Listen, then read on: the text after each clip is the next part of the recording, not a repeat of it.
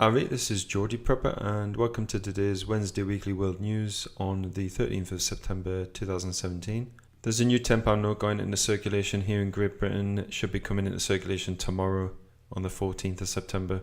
The note is of the same polymer note that the £5 is made of, so more durable, should last longer, and it's, in this case though, it's the first note of the new type which has tactile information for the partially sighted and the blind. So people not just can tell by the size and the shape of the note, but they'll also have some tactile feedback on which note it is that they've got in their hand. So the £10 note is the first one to do that. I think the new £20 note is also going to have that, and the 50 one. But this one is coming in tomorrow. The private central bank, Bank of England, has printed an initial run of £1 billion of the new notes. So £10 billion made from nowhere. As with the new £5 note, there is a problem with these notes, especially if you're vegan, in that it has tallow in it, and that's made out of meat. So obviously people who were protesting about the new £5 note, they're not going to be very happy that the £10 note also has the tallow ingredient in the paper. They're not going to care about it. If they want meat in their currency, then they're going to put it in there, despite anybody's objections. So all you can do is just, resist using it, just ask for change instead. I mean, I'm going towards a more vegan lifestyle. I don't like using the new £5 notes. I'm definitely not going to like using the new £10 notes.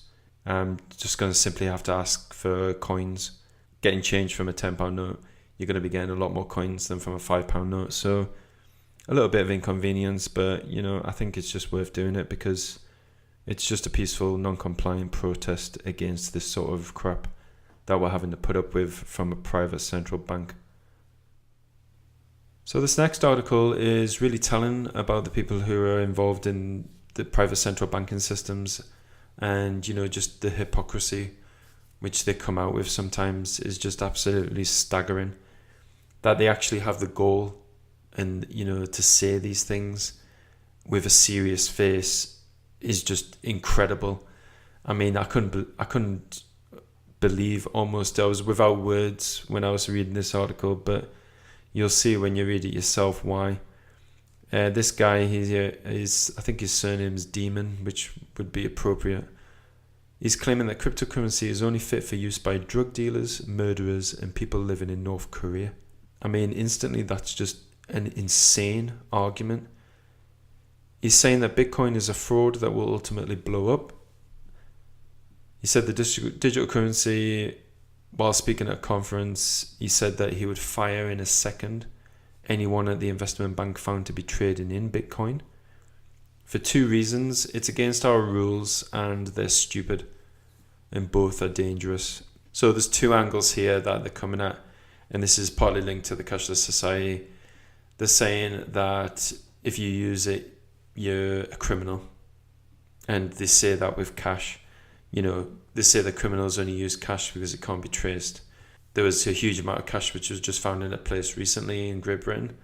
There was something like £400,000 in cash in his suitcase.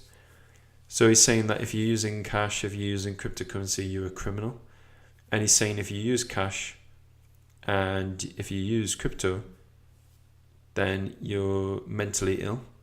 And that's the other angle that they like to come at. If you're using cash, get with the system, get with the times. If you don't use it, you're stupid. Why wouldn't you use something that's more convenient? They're saying that you have a mental illness if you're still using the old ways, as it were. If you're still using money, right, real legitimate money like gold and silver, then you're stupid. Why would you invest in a piece of metal? Absolutely just insane. And this guy, he's saying these things, but he's obviously in a central banking private system which has been forced upon us from birth. From the time that you're born to the time that you die, all you've done is kept a system which is unlawful in place. So this leads me on to another point. The private central banking system doesn't like cryptocurrency. They don't like how much in value it's getting. Now, obviously, the value from cryptocurrency is from the speculation, from the trading, and that people want it. So the more people that want it, because only a certain number of Bitcoins are ever going to be produced, and because they're produced at a very steady rate, if someone wants them, then they're going to have to pay more for it. And that's what gives it its value over time. Obviously, with fiat currency, they can print as much of it as they want, and that just only puts up interest rates. It devalues it. So really, they're on opposite ends of the spectrum. And like with money, like with gold and silver, there's only a certain amount of gold and silver in the world, so that has value to it. That's what gives it its value, is that it is finite. It can't be produced in an infinite amount like fiat currency can. And this guy's saying that it's going to fail. Fiat currency has a 100% failure rate. Every single rendition of it has failed. Cryptocurrency is still going, and if anything, it's getting more and more popular. It's getting more valuable. There's hundreds of alt cryptocurrency now, which have all stemmed from the original Bitcoin. There's two possibilities from this, which I think is linked to this propaganda. Eventually, cryptocurrency that we know is going to change. The central banking system are going to produce their own, and they're going to say that that is the only one that's allowed to be used. That's going to put a stop to Bitcoin. It's going to put a stop to all of the altcoins. But when they do that, the system and the infrastructure to use cryptocurrency is all going to be in place, because of course people have been using it. And also, I believe that the cryptocurrency is an experiment by the central banking system.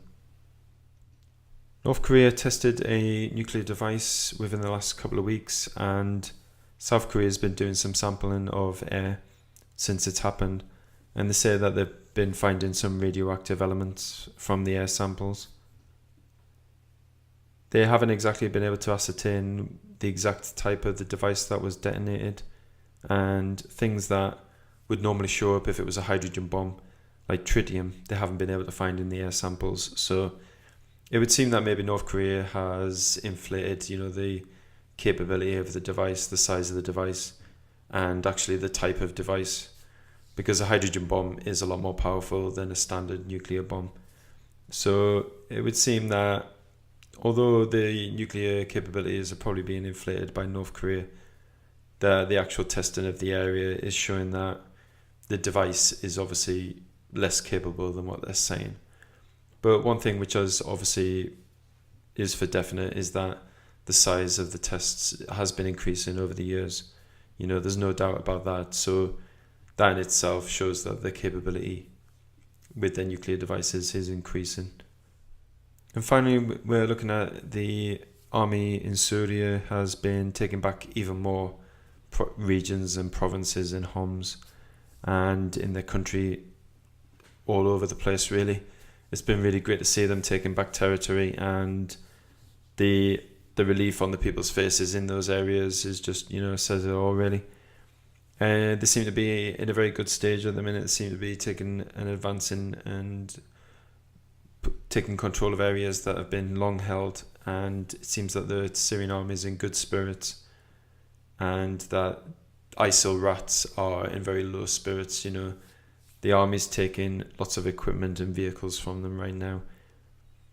And it's just generally good to see that the country is being brought back into the control of the lawful army and the lawful government that was in the country in the first place before these paid mercenaries started attacking it.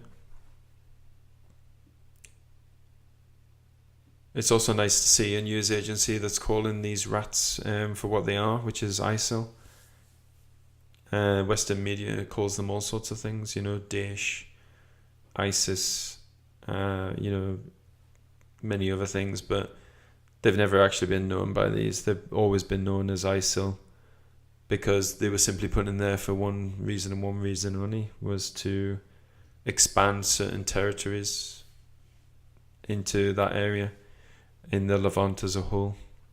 But good to see that these armies are taking them back and defeating them, and they will be defeated.